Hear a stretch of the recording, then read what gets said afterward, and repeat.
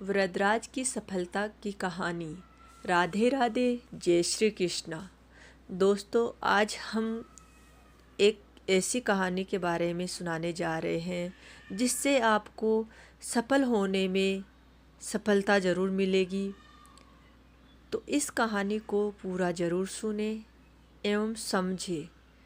एक बार एक व्यक्ति ने महान फिलोसोफर सुकरात से पूछा कि सफलता का रहस्य क्या है। सुकरात ने उस इंसान को कहा कि वह कल सुबह नदी के पास मिले, वहीं पर उसे अपने प्रश्न का जवाब मिलेगा।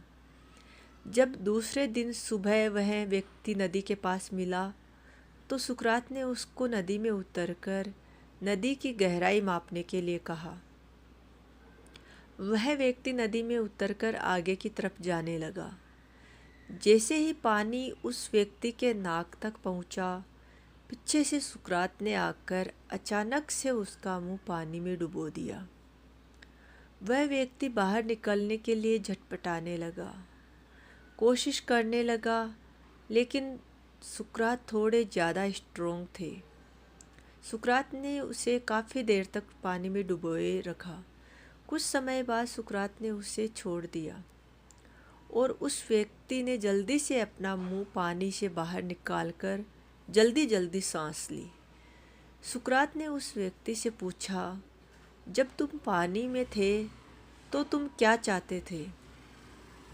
व्यक्ति ने कहा, जल्दी से बाहर निकलकर सांस लेना चाहता था। सुकरात ने कहा, यह ही तुम्हारे प्रश्न का उत्तर है। जब तुम सफलता को उतनी ही तीव्र इच्छा से चाहोगे जितनी तीव्र इच्छा से तुम सांस लेना चाहते हो, तो तुम्हें सफलता निश्चित रूप से मिल जाएगी। अर्थात जब उस इंसान को सुकरात ने पानी में डुबोए रखा था, उस टाइम पे वो सांस लेना ही उसकी तीव्र इच्छा थी।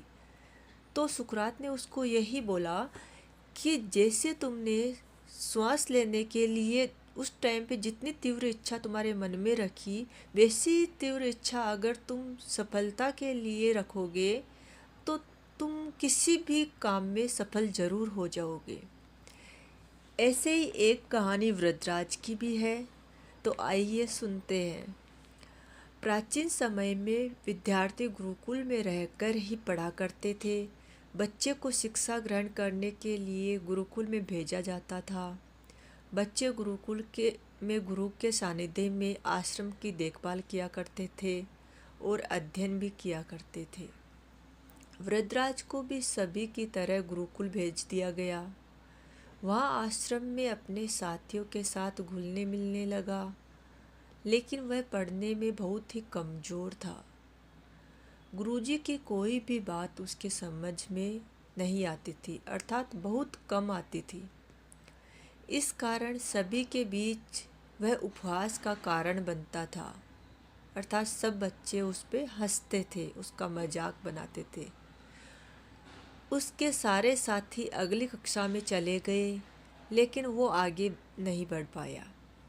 गुरुजी ने भी आखिर हार मानकर उसे बोला, बेटा वरदराज, मैंने सारे प्रयास करके देख लिए हैं। अब यही उचित होगा कि तुम यहाँ अपना समय बर्बाद मत करो और अपने घर चले जाओ और घर वालों की काम में मदद करो। वरदराज ने भी सोचा कि शायद विद्या मेरी किस्मत में नहीं है, और भारी मन से गुरुकुल से घर के लिए निकल गया। दोपहर का समय था। रास्ते में उसे प्यास लगने लगी। इधर उधर देखने पर उसने पाया कि थोड़ी दूर पर ही कुछ महिलाएं कुएं से पानी भर रही थी। पर वह कुएं के पास गया। वहाँ पत्थरों पर रस्सी के आने जाने से निशान बने हुए थे। तो उसने महिलाओं से पूछा, यह निशान आपने कैसे बनाए? तो एक महिला ने जवाब दिया, बेटे, यह निशान हमने नहीं बनाए, यह तो पानी खींचते समय इस कोमल रस्सी के बार बार आने जाने से ठोस पत्थर पर भी ऐसे निशान बन गए हैं। वृद्धराज सोच में पड़ गया। उसने विचार किया कि जब एक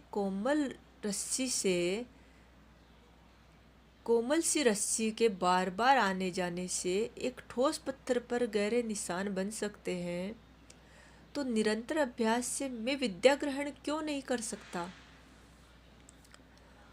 वृद्धराज ढेर सारे उत्साह के साथ, अर्थात बहुत तीव्र उत्साह के साथ वापस गुरुकुल आया और अथक कड़ी मेहनत की, अर्थात बहुत बड़ी मेहनत की उसने। गुरुजी ने भी खुश होकर भरपूर सहयोग किया। कुछ ही सालों बाद यही मंदबुद्धि बालक वृद्धराज आगे चलकर संस्कृत व्याकरण का महान विद्वान बना, जिसने लघु सिद्धांत कौमुदी, मध्य सिद्धांत कौमुदी, सार सिद्धांत कौमुदी, गिरवाण पदमंजरी की रचना की। अर्थात ये किताबों के नाम है जो उन्होंने, वृद्धराज ने आगे जाकर इन नामों की किताबें लिखी। यह दोस्तों अभ्यास की शक्ति का तो कहना ही क्या है, यह आपके हर सपने को पूरा करेगी। अभ्यास बहुत ज़रूरी है, चाहे वो खेल में हो या पढ़ाई में या किसी और चीज़ में। बिना अभ्यास के आप सफल नहीं हो सकते। अगर आप बिना अभ्यास के केवल किस्मत के भरोसे बैठे रहोगे तो आखिर में आपको पछतावे के सिवा और कुछ हाथ नहीं लगेगा।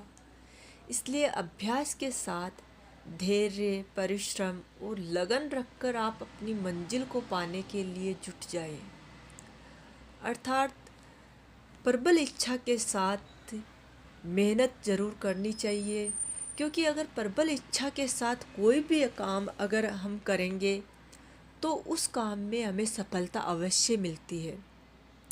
इसलिए दोस्तों, वृद्धराज के जैसे हिम्मत न हार कर अपने जीवन में प्रयास करते रहना चाहिए, क्योंकि प्रयास करते रहने से सफलता एक न एक दिन अवश्य ही मिलती है। इन दोनों कहानियों से हमें यही सीखने को मिला है कि अगर हम